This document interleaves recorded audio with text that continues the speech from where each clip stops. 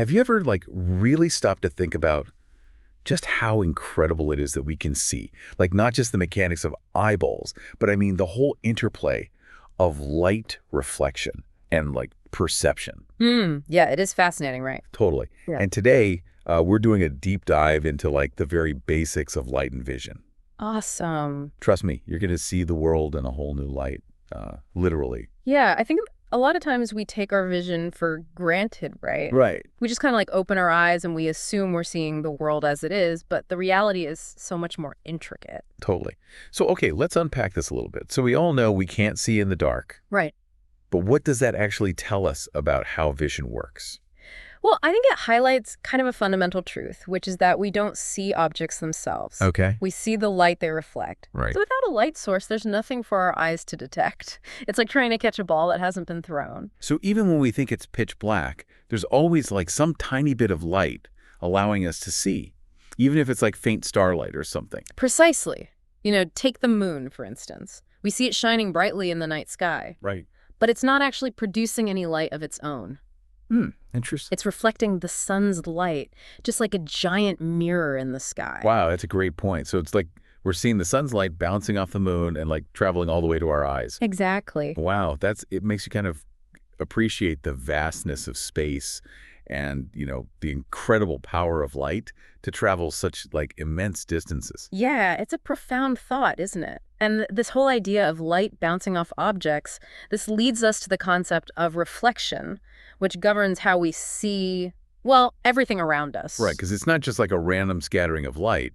The way light reflects off surfaces follows some pretty specific rules, right? That's right. It's not chaos, it's physics. Right, okay. And the basic principle is actually surprisingly simple. Just imagine throwing a ball at a wall, right? Okay. The angle at which you throw it will determine the angle at which it bounces back. And light behaves in a similar way, obeying what we call the laws of reflection. So if light hits a surface at a steep angle, it'll bounce off at a steep angle. And if it hits at a shallow angle, it'll bounce off at a shallow angle. Exactly. It's like a perfect rebound. Okay. And there's another kind of crucial detail, which is that the incoming light ray, the reflected ray, and an imaginary line perpendicular to the surface, we call this the normal, all lie within the same plane. Okay. It's like a perfectly coordinated dance of light and geometry. So even if the surface is curved, the reflection still follows that rule. Precisely. The shape of the surface might affect the overall pattern of reflection, but each individual ray of light still obeys those same laws. Now, have you ever noticed, for example, how your reflection in a mirror is so crystal clear, Yeah. but your reflection in, say, like a rippling pond is all distorted and blurry? Yeah, of course. It's a difference between seeing your face clearly and seeing like a shimmering, almost abstract version of yourself. Exactly. And that's because of the difference between what we call regular and diffused reflection. So, a smooth surface, like a mirror, reflects light in a uniform way, creating a clear image. But a rough surface, like that pond, scatters the light in many different directions, and this results in a blurred or distorted reflection. So even though the water's still reflecting light, the uneven surface is kind of messing up the image, right? That's right. It's kind of like throwing a handful of marbles at a smooth wall versus like a bumpy one, isn't it? That's a great analogy. With a smooth wall, the marbles would bounce off in a predictable pattern, but with that bumpy wall, they just scatter all over the place. Okay, so that makes perfect sense. So it's like, even though it's a jumbled reflection, each individual ray of light is still following those same laws. Exactly. Okay, so we've got light bouncing off objects, following these specific rules and creating different types of reflections depending on the surface. Right. But how does all this light actually get into our eyes? Mm-hmm. And then, like, how does it get turned into the images that we see? Well, that's where the anatomy of the eye comes in. Okay. And it is a truly remarkable system. So think of your eye as kind of like a camera, with the pupil acting as the aperture. Okay. You know how your pupils get bigger in dim light and smaller in bright light? Yeah, it's like our eyes are constantly adjusting to the amount of light around us. Exactly. The iris, which is the colored part of your eye, controls the size of the pupil to regulate how much light enters. So light goes through the pupil, and then what? Well, behind the pupil is the lens, which is a flexible, transparent structure that acts like a living magnifying glass. It focuses the incoming light onto the retina, which lines the back of your eye. So the retina is what actually like sees The image, right? Not quite. The retina is more like a translator. Mm. It's covered in millions of light-sensitive cells called rods and cones. And these cells convert the incoming light into electrical signals. These signals are then sent to the brain via the optic nerve, and that's where the image is finally formed and interpreted. Wow, so it's not like we're directly seeing the image with our eyes. It's more like our eyes are sending these coded messages to our brain, Yeah. which then decodes them into the images that we perceive. Precisely. It's an incredibly complex process, and there's even this small area on the retina called the blind spot, where there are no rods or cones at all. Wait, so there's a part of our vision that's literally like blank. You got it. It's where the optic nerve connects to the retina. You can actually demonstrate this yourself with a simple experiment. Hold on, before we get into blind spots and DIY experiments, I want to go back to something you mentioned earlier. You said that the lens focuses light onto the retina, right? Right. So does that mean that it works kind of like a mirror, reflecting the light to the back of the eye? That's a great question. No, it's not quite like a mirror. A mirror reflects light back in the direction it came from, but the lens refracts light, which means it bends the light as it passes through. So the lens bends the light to focus it on like a specific point, kind of like a magnifying glass focusing sunlight to burn a piece of paper. You've got it. And the shape of the lens can actually change to adjust the focus, depending on whether you're looking at something near or far. Wow, that's amazing. So it's like our eyes have like built-in autofocus, constantly adjusting to keep things in sharp focus. I never realized how much was going on just to like allow us to see. Yeah, it's truly an incredible system. We're really just scratching the surface here. But before we move on to more complex aspects of vision, I think it's worth taking a moment to just appreciate how intricate and fascinating this basic process of seeing really is. Oh, absolutely. From the way light bounces off objects to the complex interplay of the pupil, lens, and retina, it's a reminder that even something we take for granted, like seeing, is actually a marvel of nature and physics. But speaking of amazing feats of nature, there are creatures out there whose eyes have evolved to do things that seem almost supernatural to us. That's a great segue. We'll delve into the fascinating world of animal vision in the next part of our deep dive. Get ready for some truly mind-blowing examples of how different creatures perceive the world around them. Welcome back to our deep dive into the science of light and vision. Before we jump into that amazing world of animal eyes, let's revisit that idea of multiple reflections we touched on earlier. Oh, right. You mentioned like a simple experiment with a coin and two mirrors and how it creates like multiple images. What's the science behind that illusion? It all comes down to, you guessed it, those same laws of reflection we were just discussing. So when you place an object between two mirrors, light bounces back and forth between them, creating a seemingly endless cascade of reflections. Each reflection produces a new virtual image.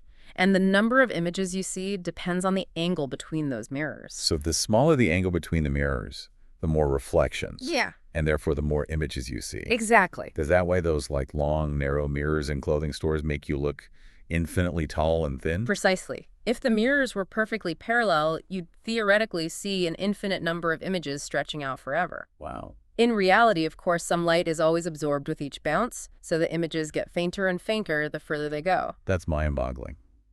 It's like creating a whole world of reflections within those two mirrors. I remember playing with two hand mirrors as a kid, and it felt like stepping into like a never-ending tunnel of images. Yeah, it's a captivating experience, and it's the very principle behind one of the most mesmerizing optical toys, the kaleidoscope. Ah, kaleidoscopes. Mhm. Those magical tubes that create those intricate symmetrical patterns that shift and change with every twist. I remember being completely absorbed by those as a kid. Right. A classic kaleidoscope typically uses three mirrors arranged in a triangle, and as you rotate it, the reflected light bounces off those little bits of colored glass or beads inside, producing, well, a seemingly infinite array of mesmerizing patterns. It's like holding a miniature universe of light and color in your hand.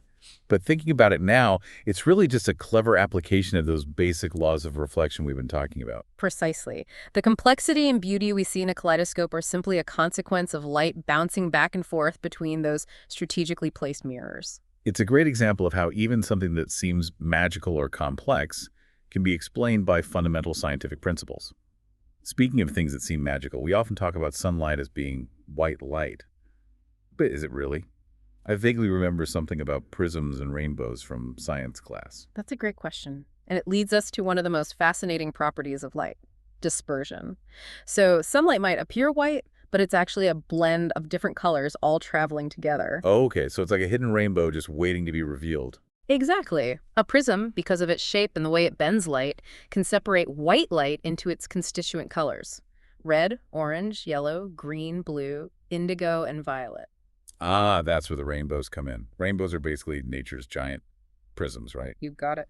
Rainbows occur when sunlight is refracted or bent as it passes through raindrops in the air, acting like tiny natural prisms. Hmm. Each droplet splits the sunlight into its spectrum of colors, creating that familiar arc of colors we see in the sky. That's so cool. I never realized that something as simple as raindrops could create such a stunning display of color and light. It's a beautiful reminder of how scientific principles are constantly at play in the world around us, even in the most seemingly magical phenomena.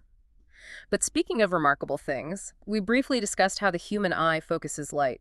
But have you ever considered how different creatures' eyes have adapted to their unique environments and lifestyles? Oh, right. The textbook mentioned how some animals have developed visual systems that seem almost superhuman compared to ours. Absolutely. Take the crab, for instance. Its eyes are small, but they're strategically positioned to give it an almost 360-degree field of vision. It can see in front, behind, above, below, you name it. Wow, that's incredible. It's like having built-in rear-view mirrors. Right. No wonder they're so good at scuttling sideways. Precisely. This panoramic vision is essential for survival in a world filled with predators. They need to be able to spot danger coming from any direction. Makes sense. Now, what about insects?